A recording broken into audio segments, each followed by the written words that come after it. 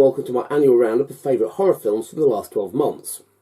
As always, these are based purely on how much I personally enjoyed these and are in no particular order. So, to kick things off, my first favourite film of 2018 is Bad Samaritan.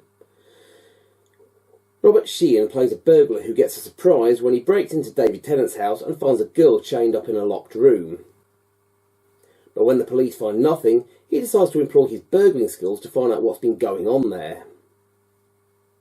An interesting film as a supposed good guy is actually a bad guy, but he's up against somebody far worse. Now, it was a little bit reminiscent of The Collector, but misfit star Sheehan was good as the sympathetic burglar who finds himself in an impossible situation, and David Tennant arguably steals the show here with an outrageous performance as a psychotic businessman. Anyway, next up we have Mayhem. A disgruntled employee at a legal firm, played by The Walking Dead's Stephen Yeun, seizes his chance to get back at the crooked bosses of the top floor, when a virus outbreak turns all the employees into homicidal maniacs and the authorities quarantine the building. Tremendously funny and outrageously gory, struggling to make it to the top and corporate backstabbing take on very literal meanings here, in this wonderfully violent cross between 28 Days Later and The Office. Now, this film is actually a couple of years old, but was only released onto disc here earlier this year, which is why I haven't included this before. Anyway, next up we have A Quiet Place. Emily Blunt and real-life husband John Krasinski are quite literally living the quiet life in the countryside as they're hiding their family from aliens that hunt by sound in this post-apocalyptic drama. A very, very tense thriller in which the slightest sound can get you killed. I was on the edge of my seat throughout, as things invariably go wrong, and you find out just how difficult it is to stay quiet, even when staring death in the face. The only negative thing I would say is that the owners did seem a little bit goofy here, but aside from that, I really enjoyed this. There's also talk of a sequel, which might be interesting, but we'll have to wait and see. Bit of change of pace for our next film, which is The Meg. Yes, Jason Statham finds himself in need of a much bigger boat when called in to protect an underwater research facility being attacked by a megalodon, or giant shark to you and me. A very fun film, kind of silly but very enjoyable. It's got Jason Statham in it, so that tells you pretty much all you need to know about it. Let's just say, Jaws it was not, but it was enjoyable in a silly way. Another kind of silly film which also makes the list, Slaughterhouse Rulez. A group of students at a public school find they have more to worry about than the overbearing sixth formers, when a nearby fracking operation unleashes a slew of bizarre monsters from deep within the earth into the surrounding woods. Kind of like a British version of Animal House crossed with Tremors, this again was a really fun film which also featured appearances from Simon Pegg and Nick Frost. It's typical British wry humour. If you like films like Hot Fuzz and Shaun of the Dead, then you should enjoy this. Next we have probably the bizarrest film on the list, Anna and the Apocalypse. Best described as a high school musical of the dead, a teenage girl's dreams of travelling the world and going to university after finishing school are subsequently dashed when a full-scale zombie outbreak grips her hometown, although it's several songs in before she realises what's going on around her.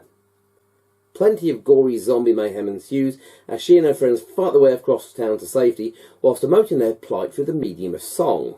Yes, it is as weird as it sounds. Part Christmas musical, part romantic teenage drama, part comedy and part zombie film. It's bloody good fun and features an outrageous performance by Paul Kay, aka Dennis Pennis, who arguably steals the show as the sadistic deputy headmaster Mr. Savage.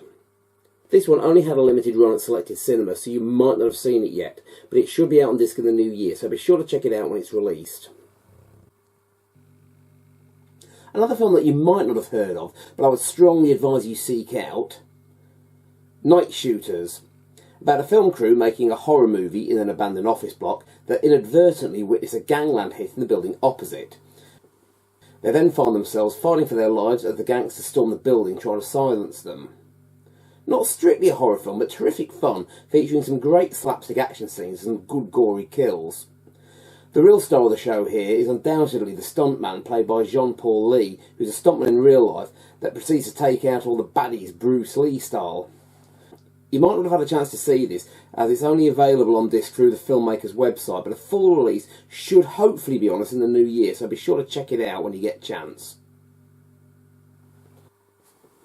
And that brings us on to my favourite horror film of the year. Now, it was a difficult decision, but after much thought, the award for favourite horror of 2018 goes to Overlord.